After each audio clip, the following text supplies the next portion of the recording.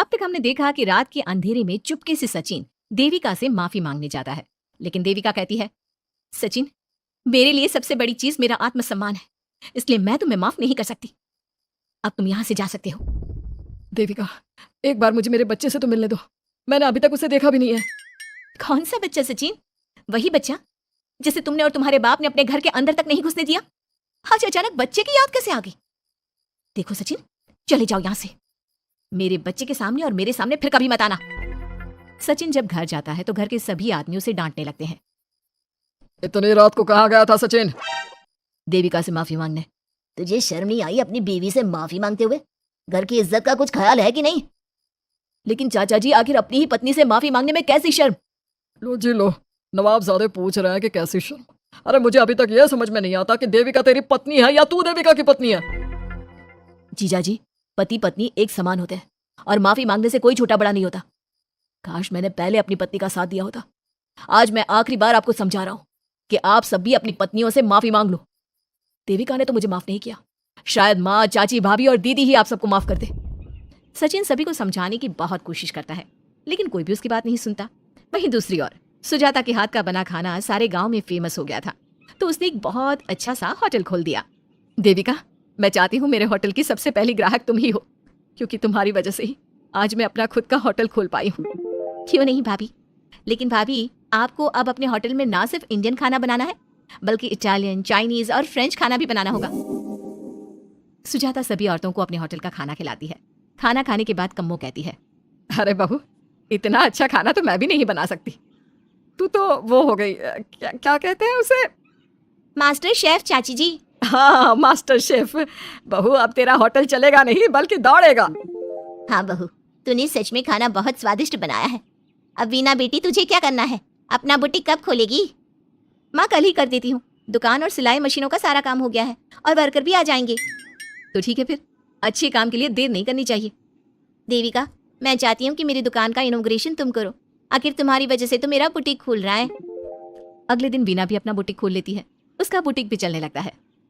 माँ, आजकल ना कस्टमर ज्यादा हो गए हैं। बुटीक में जो वर्कर है वो वर्कर कम पड़ रहे हैं। मुझे और वर्कर की जरूरत है। बेटी, गांव में तो तुझे कोई मिलने से रहा, अच्छे वर्कर तो शहर से ही मिलेंगे।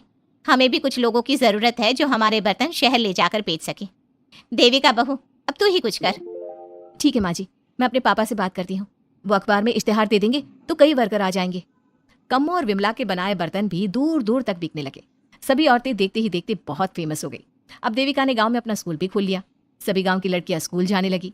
एक दिन देविका ने सभी से कहा, माँ जी, मैंने स्कूल तो खोल लिया है और गांव की लगभग सारी लड़कियां भी आ रही हैं, लेकिन कल से आप सब भी आएंगी, गांव की सभी औरतों के साथ। देविका बहू, कैसी बात कर रही है तू? इस उम्र में हम स्कूल जाते हुए अच्छे लगेंगे क्या? माँ जी, पढ़ने की कोई उम्र नहीं होती और आप सबको मैंने कितना कुछ तो सिखा दिया है। अगर आप सब स्कूल पढ़ने आएंगी तो इससे गांव की सभी औरतों को हिम्मत मिलेगी। लेकिन बहू, अब हमें पढ़ने की क्या जरूरत?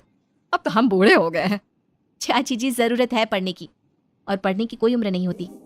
अब देविका लड़कियों को पढ़ाने के साथ साथ गांव की औरतों की शिक्षा पर भी ध्यान देने लगी। कुछ दिन में घर की सभी औरतों के बारे में राज्य के बड़े बड़े मंत्रियों को पता चला और वो सीधा उनके गांव उनसे मिलने पहुंचे।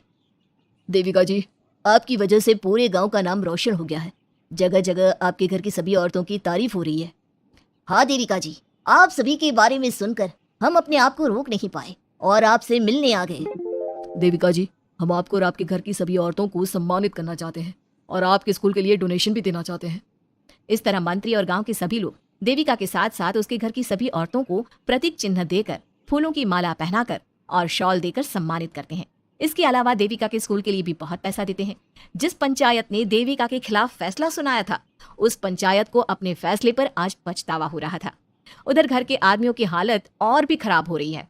बापू, चाचा जी, अब सचिन ने आपको समझाया था कि सबसे माफी मांग लेते हैं, तब आपने हमारी बात नहीं सुनी। अब देखिए, सभी का राज्य में कितना नाम हो रहा है। खुद मंत्री जी उनको सम्मानित करने आए हैं। बापू, मोहन और सचिन ठीक कह रहे हैं। हमारी हालत तो दिन पे दिन खराब होती जा रही है। ना तो हम घर का कोई काम कर पा रहे हैं और ना ही बाहर का। तुम लोग जरूरी बात सबसे आखिर में बताते हो। ये बात तुम लोग पहले भी तो बता सकते थे। भैया, हमें सबसे माफी मांगनी चाहिए और सबको यहाँ बुला कर लाना चाहिए। ठीक है, तुम सब यही चाहते हो तो चलो, आज ही घर की सभी औरतों को घर ले आते हैं। घर के सभी आदमी चल देते हैं सभी औरतों से माफी मांगने के लिए। जैसे ही वो औरतों के पास पहुंचते हैं सभी हैरान हो जाती हैं। कम्मो, ये सब यहाँ क्यों आए हैं? पता नहीं, लगता है आज फिर झगड़ा करने आए हैं हमसे।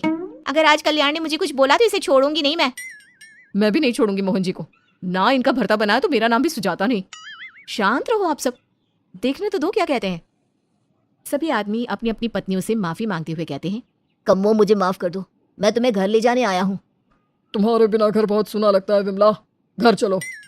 सुजाता, मैंने जो भी तुम्हारे साथ किया उसके लिए मैं बहुत शर्मिंदा हूँ। मुझे तुम्हारी और तुम्हारे हाथ के बने खाने की बहुत याद आती है। तुम मेरे साथ घर चलोगी ना? वीना, वो घर मेरा नहीं तुम्हारा है, और मैं नहीं चाहता कि तुम मेरी वजह से अपना घर छोड़ दो। इसलिए अपने घर चलो और हम सबको माफ कर दो। अपने पतियों की इस तरह माफी मांगने से सभी औरतें अपने पतियों को माफ करके उनके साथ जाने को तैयार हो जाती हैं। लेकिन देविका घर आने से मना कर देती है। सभी औरतें उसे समझाती है। देविका बहू, अब घर जाने में क्या दिक्कत है? मांग तो ली सबने माफी।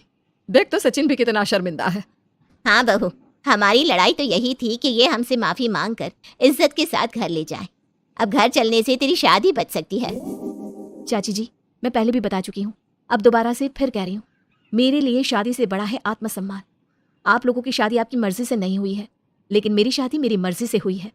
इसलिए शायद आप लोगों को फर्क नहीं पड़ता कि आपके पति ने आपके साथ क्या किया, पर मुझे इस बात से बहुत फर्क पड़ता है कि मेरे पति ने मुझे अपने बराबर नहीं समझा, और इसलिए मैं उसे माफ नहीं कर सकती। देविका, मैं अपने बर्ताव के लिए बहुत शर्मिंदा हूँ। तो जिंदगी भर शर्मिंदा रहना। और हाँ, आप सब इनके साथ जाना चाहती हैं तो जाइए, लेकिन मेरी एक बात हमेशा याद रखिएगा, शादी सिर्फ एक रस्म होती है। इस रस्म में पति और पत्नी बराबर के हिस्सेदार होते हैं, ना कोई छोटा होता है और ना कोई बड़ा। इसलिए यदि आपका पति आपको सम्मान दे तो बदले में उसे सम्मान दो, नहीं तो वो जैसा करे आप भी वैसा ही करो। देविका सचिन के साथ नहीं जाती है और अपने बेटे के साथ वहीं रहने का फैसला करती है। अब वो न सिर्फ अपने गांव बल्कि हर जगह जाकर महिला शिक्षा और उनके अधिकारों का प्रचार करती है। हमारे प्यारे दर्शकों, हमें कमेंट करके जरूर बताएं कि देविका का ये फैसला आपको कैसा लगा, और हमारी कहानी सास का घूंघट आपको कैसी लगी। इसी तरह की मजेदार कहानी सुनने के लिए हमारे चैनल को सब्सक्राइब जरूर करें।